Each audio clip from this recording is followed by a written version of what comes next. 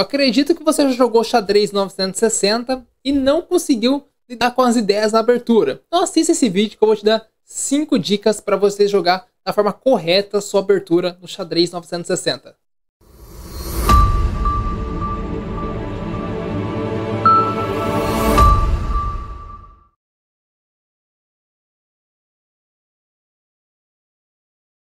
Cara enxadrista, tudo bem com você? Meu nome é André Basso e hoje vamos continuar nossa série do xadrez 960. E hoje eu vou falar sobre abertura para você. Mas antes de começar, galera, já se inscreve aqui no canal, deixa seu like e ajuda a gente a chegar em mais pessoas. E também para você não perder as novidades que nós temos aqui no canal. Uma série que vai começar na próxima quinta-feira com um GM convidado, um GM de elite, hein, ó. Dei uma dica boa. Bom, então vamos lá, galera. Hoje vamos falar sobre o xadrez 960, vou continuar com vocês. E o tema hoje é bem legal porque você joga muito ele e não sabe como sair com as peças, como fazer um bom início de jogo. Eu vou te dar 5 dicas que vai te ajudar e muito. Bom, vamos lá então, estamos com o tabuleiro aberto. Essa aqui é uma partida entre o Firuza e o Nakamura. Eu vou usar essa partida assim, só a posição inicial, não vou mexer os lances. Você pode depois conferir na descrição do vídeo a partida. Eu quero só dar ideia de abertura mesmo. Alguns conceitos que eu acho que são sensacionais. E eu vou fazer assim um paralelo, né? Vou mostrar uma partida tradicional. Peguei uma partida aqui, Carlsen, Caruana. Partida do xadrez normal, para você comparar e entender o que eu quero demonstrar. Então, primeiro ponto, número 1. Que é importante você verificar no 960 antes de começar a sua partida. Lembrando que todas essas dicas você vai olhar antes de fazer qualquer movimento, tá? Então, é provável que você vai gastar um tempinho aí para jogar o primeiro lance na partida, mas vai ajudar bastante. Você tem que avaliar a segurança do seu rei. Por que eu estou falando isso? Vamos aqui para o xadrez normal, que você vai entender bem. No xadrez normal, o seu rei tem a dama protegendo aqui de perto. Então, em E2 e D2, não acontece praticamente nada. A sua debilidade, geralmente, são com temas na casa de F. Então, aqui, geralmente, você tem que tomar um certo cuidado. E você faz lances como cavalo F3, faz lances como D4, que impede ataques aqui pela diagonal. Então você já sabe defender o ponto F2. Beleza. Mas agora a gente vai para o 960. E aqui, o que acontece? O rei pode parar em qualquer casa, praticamente, né? Menos as casas laterais, é por causa da torre, né? O A1 e H1.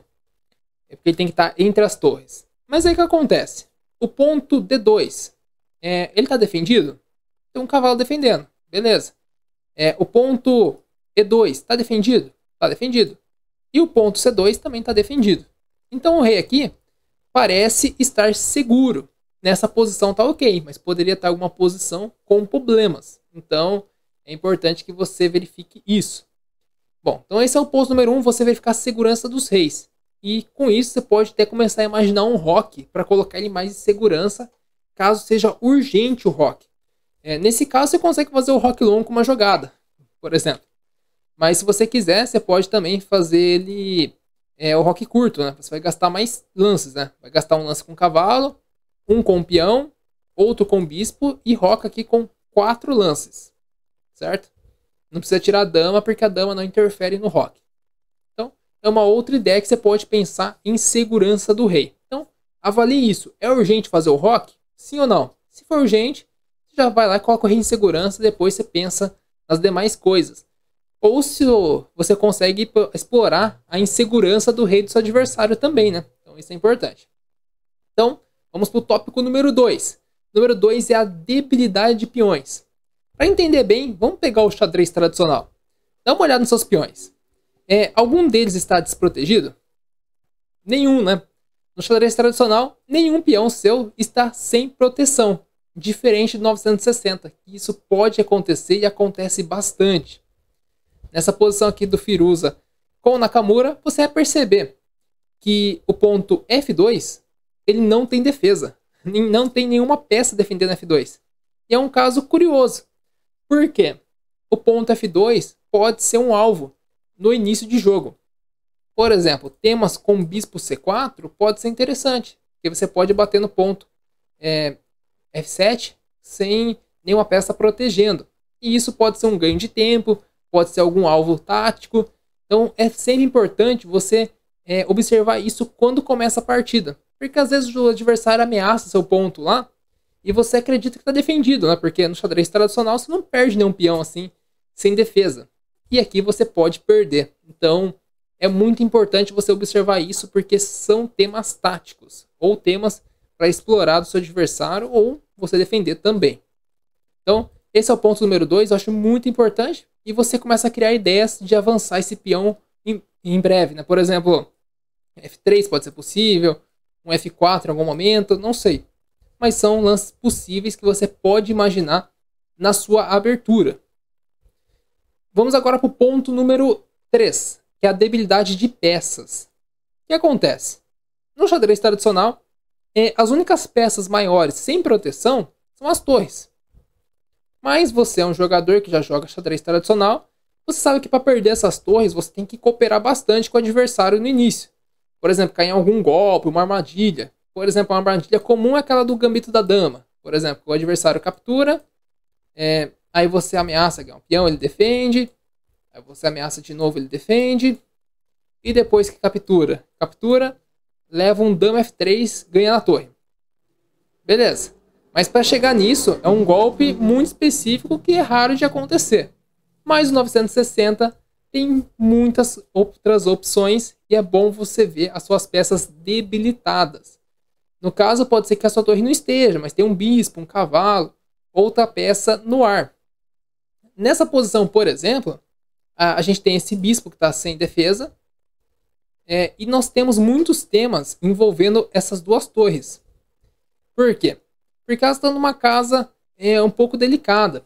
É comum uma posição dessa, o jogador avançar, por exemplo, F6, avançar aqui peão em E5 e levar um lance como bispo C4 em algum momento. E a torre não tem casas para ir. Então é comum um tipo de lance desses acontecer.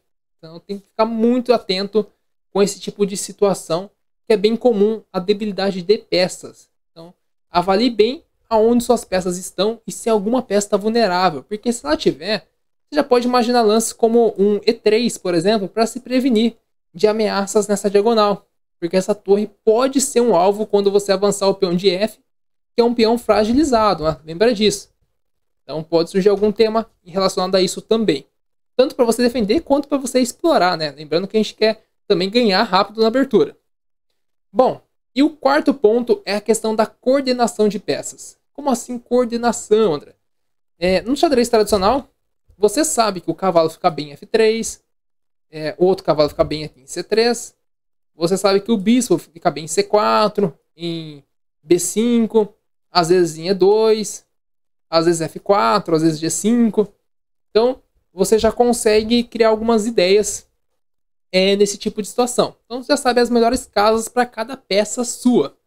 No 960, você tem que tentar fazer isso. Então, por exemplo, nessa partida aí, você consegue imaginar um cavalo em F3, você consegue imaginar um cavalo em C3, você consegue imaginar um bispo em C4 ou em B5. Porém, esse bispo você não consegue imaginar ele aqui na casa de F4. Esse bispo vai ter que jogar por fianqueto aqui nessa diagonal, que é uma excelente diagonal. Pode até ser um ponto positivo, porque você vai fazer B3 e você não vai ter que gastar um tempo com o bispo fazendo o bispo B2. Olha, um ponto positivo. Então é importante que você pense na coordenação das suas peças. Se você consegue colocar ela em casas parecidas com o do xadrez tradicional. Isso pode te ajudar. E às vezes você pode encontrar casas que ficam até melhores. Que é o caso do bispo de A1. Você não precisa fazer bispo B2. Ele já está bem em A1. Talvez você nem precise gastar esse lance jogando ele em A2. Tá certo? Então é uma ideia que você pode explorar. E agora, nossa quinta e última dica. Essa dica é bem importante, que é você tentar imitar alguma abertura. Por exemplo, para a alegria de muitos aqui, não dá para jogar um sistema London porque o bispo não chega aqui na casa de F4. Claro que rapidamente não chega, então já vai cair por não dar certo fazer esse London aí. Mas dá para você pensar em outras aberturas. Por exemplo, eu já joguei bastante abertura Bird. Aqui eu consigo imaginar uma Bird, porque eu consigo fazer F4, consigo fazer E3, consigo fazer um bispo B5 trocando em cima do cavalo que deve vir a C6. Consigo fazer o fianchetto, cavalo F3 e fazer o roque. Consigo montar uma estrutura de bird nessa posição. É a melhor opção? Não sei, é uma opção. Mas você pode pensar também em fazer uma inglesa. Por exemplo, jogar aqui o C4, quiser fazer com o fianchetto, tem que tomar cuidado com esse bispo, né? Claro, você tem que fazer o G3 antes do B6 dele. Então você consegue imaginar ideias de uma abertura com a disposição de peças que você tem. E isso é muito bom. Para quem acompanhou o torneio de São Luís, tem uma partida, se não me engano, foi o Carlsen e Kasparov, que eles jogaram um gambito da dama, usando praticamente todos os planos de uma abertura, mas no 960. Então isso é muito bacana e isso vai ajudar bastante a você jogar com planos. Mas claro, tem algumas posições que você não vai conseguir fazer nem próximo de uma abertura e apenas vai conseguir fazer as boas práticas que eu comentei antes. Mas se você conseguir uma abertura, você tem uma grande vantagem sobre o seu adversário que pode estar meio perdido na posição. Bom, galera, essas eram as 5 dicas que eu vou deixar para você. Espero que te ajude a jogar o 960 e eu tenho certeza que a próxima vez que você jogar, você vai gastar bem mais tempo para fazer o primeiro lance. E o primeiro lance é muito importante porque você já tem que avaliar muita coisa. É a segurança do rei, a debilidade dos peões, debilidade de peças, coordenação das peças e verificar se você consegue copiar alguma abertura que você conheça. Tá certo? Bom, galera, quero deixar aqui para você um forte abraço. Deixa o like aqui para mim. Isso ajuda bastante a chegar em mais pessoas. Se inscreve aqui no nosso canal Xadrez com Gratidão. E lembrando que na quinta-feira temos a série nova com um GM convidado, um GM de elite, hein? Essa dica acho que vai facilitar bastante. Forte abraço, galera. Fica com Deus. Estamos no nosso Xadrez com Gratidão, feito por quem gosta de xadrez. Até mais.